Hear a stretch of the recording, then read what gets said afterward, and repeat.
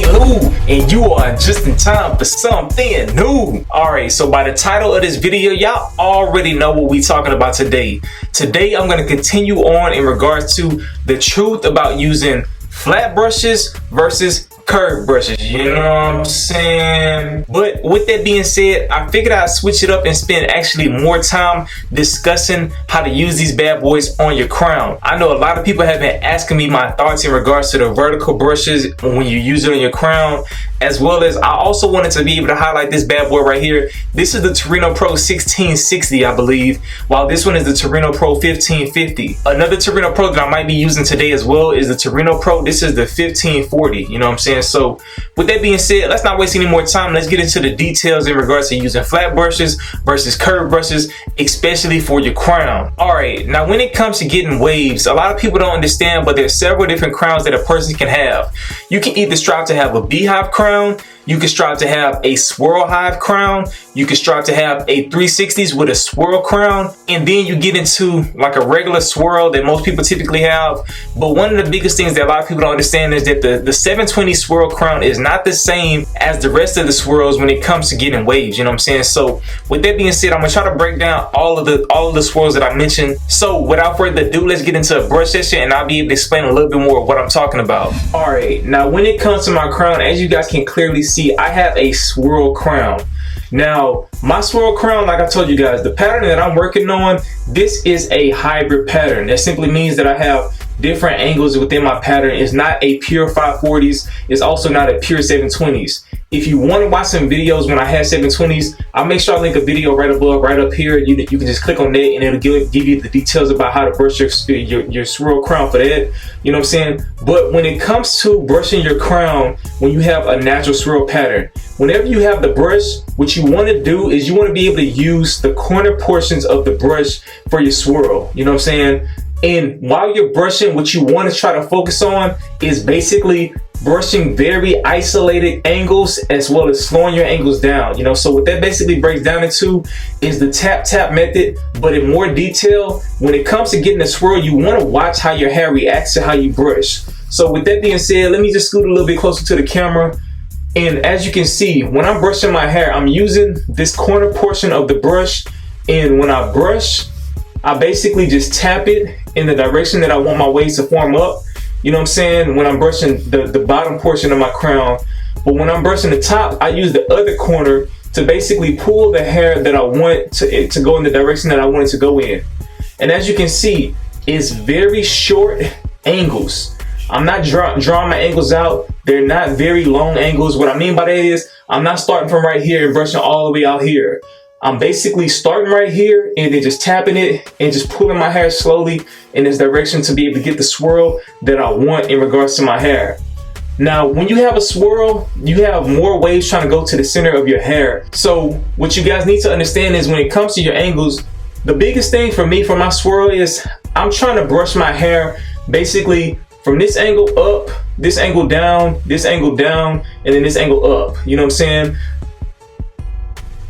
That's the angles. But when you're working on your crown, especially by using a flat brush or a square brush or whatever the case is, what you want to try to do is make those angles as short as possible, and it'll look more like you're brushing in a actual swirl motion, basically like in a circle motion. But the overall guideline are those four angles: the bam, bam, bam, and bam. You know what I'm saying? It's like a square box that you're trying to brush your hair in. Now, whenever it comes to the left side of my crown, as you can see, I'm using the top portion of the brush right here, and I'm slowly brushing and pulling that hair in the direction that I want it to go in. You don't have to brush very hard. All you need to do is make sure that the angle or the corner of the brush that you're using is pulling your hair in the direction that you want to go in. Always use slow in short strokes. Now, whenever it comes to finishing the session off, like what I always do is I'll brush this all in this direction, but whenever it comes to making sure I finish my session off, I always finish by brushing the top of my crown by ending it right here. And I always end it right there, because if I continue brushing the way I just showed you, I'll end up with those little gaps that tends to happen in your wave pattern. Basically those lines of separation that I always talk about. Like if I'm brushing right here, you'll see I'm creating a line of separation in this portion of my hair right here. So to get rid of that line of separation and to maintain a swirl effect, you have to find the angle within your crown to when you're brushing your swirl, it gets rid of that line of separation. You know what I'm saying?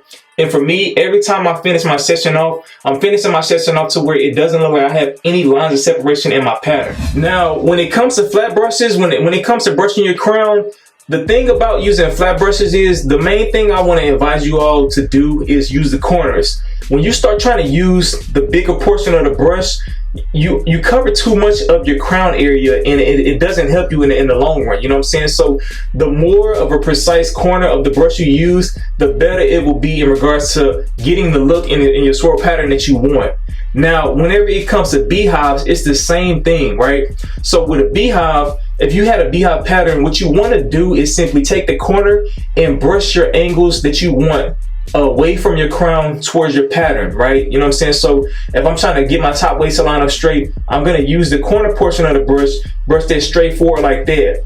Whenever it comes to this corner right here, what I try to do is I use the corner and then my angle follows basically through that corner right there. You know what I'm saying? So wherever the corner is touching, that's the angle that I'm going to follow, and I'm going to brush it out as if I was trying to get 360s for a beehive. You know what I'm saying? Now, whenever it comes to 720s, with 720s, you can actually get away with brushing your pattern with all of the brush simply because whenever I was brushing my crown for 720s, my waves are actually going to go straight vertical into my crown area. You know what I'm saying? So they're not swirling into my crown. So when it comes to the angles are not as tight the closer I get towards my crown. So when I had 720s, you can see I could brush my top just like this, straight across. And then when it came to the side, I basically would hold the brush like this and brush it straight down like that. You know what I'm saying? With 720s, the biggest difference in regards to your angles is on my current pattern, like I told you, you have the square box that starts off like this, goes up like that, goes down like this, and blah, blah, blah, right?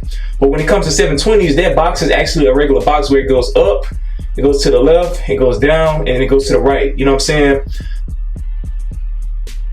But whenever it comes to knowing your pattern, that's the thing that you need to consider in regards to getting a better crown for your pattern whenever you use flat brushes. Now, when it comes to flat brushes, like I said, you can use them. Most people typically have flat brushes because they are scared of using curved brushes whenever it comes to their pattern. A lot of people typically say they avoid using curved brushes because when they start doing it, then they start developing forks. So I wanted to be able to break it down so you guys can use the brushes that you're more comfortable with. But at the same time, in my personal opinion, whenever it comes to having a swirl pattern or a beehive pattern, the best brush that you can use for your pattern is the curved brushes. And the main reason why, like I always say, when you take a look at this brush, at the top portion, it has that pointed tip. You know what I'm saying? With this pointed tip, you can get very isolated sessions in regards to being able to give your pattern the look that you're going for. You know what I'm saying? And because of the design, just like I did in my review of the pointed palm brushes that I'll link right above here in regards to the Royalty 902. When I did that video, the pointed palm brushes, any brush that has a palm, even oval palms are way better for your crown if you're trying to get a swirl or beehive or whatever the case is. You know what I'm saying? But at the end of the day, like I said, I know some people are scared to use curved brushes, but if you guys are not scared, or because it's the new year and you want to try something new, you want to invest into some curved brushes, you know what I'm saying? I highly recommend that you check it out, because with this bad boy right here, if you have not copped this brush, this is a premium brush by Brush King. It's in between the soft and it's in between the medium, and at the same time, you can use this brush at any level of your hair, because for me, on a fresh cut, this brush feels simply amazing. You know what I'm saying? This is probably one of my favorite brushes that dropped in 2018, and because of the fact that it has those very long bristles, not only is it going to give me pull, but because curved brushes are always bunched up, it's going to give more of a laying effect on my waves. You know what I'm saying? So if you really want to keep your hair laid, premium brushes, especially the ones from BK, because he uses 100% natural boar bristle. And a lot of people typically ask my thoughts. Boar bristle is the best bristle to use on your hair because it mimics human hair. It's the closest thing to human hair that you get.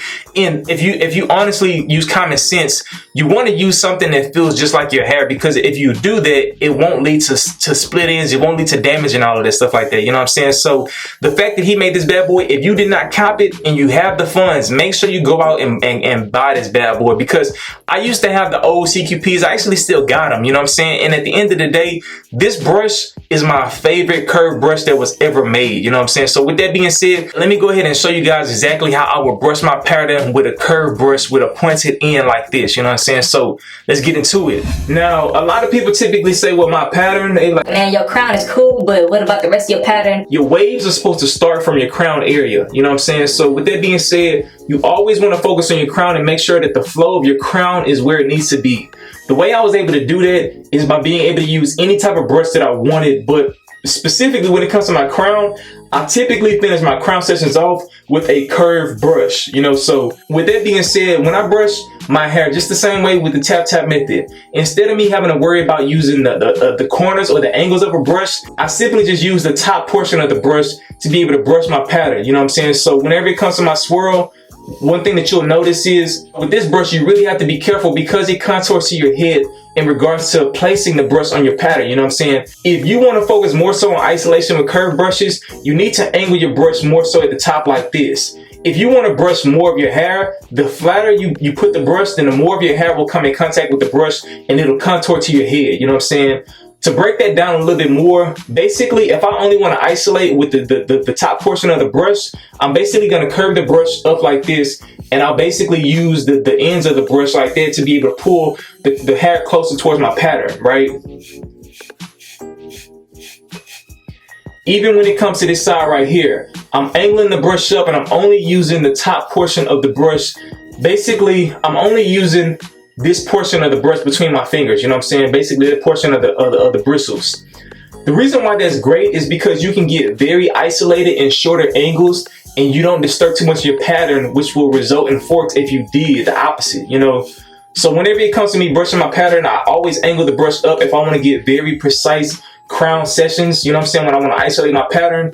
But if I want to be able to get more progress with my pattern, what I would simply do, if my angles match my head shape in that regard, if I wanted to get more use out of this brush because my angles would complement my head shape, what I could do is instead of having a brush like this, I can angle it a little bit more down so where more of the brush will come in contact with my hair. So whenever I'm brushing, you can clearly see that it's hitting not only the crown, but it's hitting all of these waves right here in this area as well. You know what I'm saying? So with that being said, that's one reason why I love using curved brushes, especially on my swirl, because I can just simply at a flick of a wrist, I can choose to isolate my crown or I can choose to progress my entire pattern. You know what I'm saying? And if I was done with my crown section, all I have to do is angle the brush even more. So whenever I'm brushing, I can brush more of my pattern. You know what I'm saying? I don't have to turn the brush a certain way. All I got to do is angle it a certain way to be able to get different benefits out of the brush.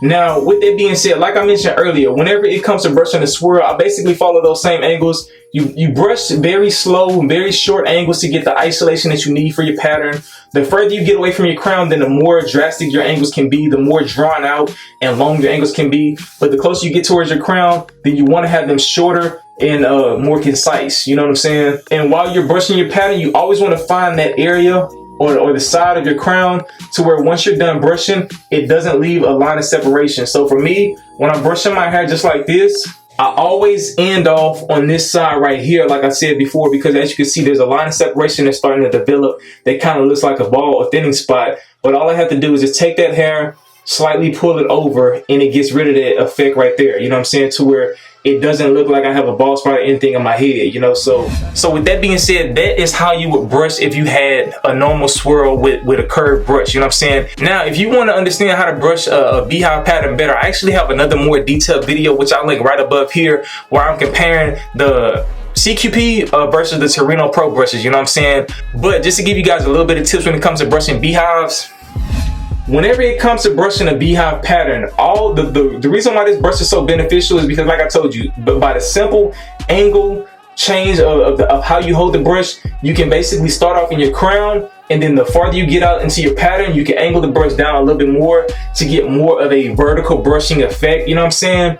But for me, typically with beehives, I just try to use this brush within my beehive crown and just only isolate it right there, and then go towards flipping the brush around like this and getting the actual angles of my pattern, you know what I'm saying? Like I said, you could start to where it's like this, and when you brush out, then you put more of the brush down into your pattern to be able to brush the angle that you want. Now, because my left side is more so 360s, if I wanted to, what I'm trying to say is I could start off with this brush basically right here, and I start off by angling the brush high just because I'm trying to brush my crown only, but then the further I get out, then I put more of the brush into an effect so I can get a vertical brushing effect by using the brush, you know what I'm saying? So the further away from my crown, I use more of the brush as a vertical brushing effect, but the closer I get towards my crown, I angle the brush up just a little bit more, just so I can only use the tip of the brush to be able to give me that isolation that I'm looking for in regards to getting the beehive.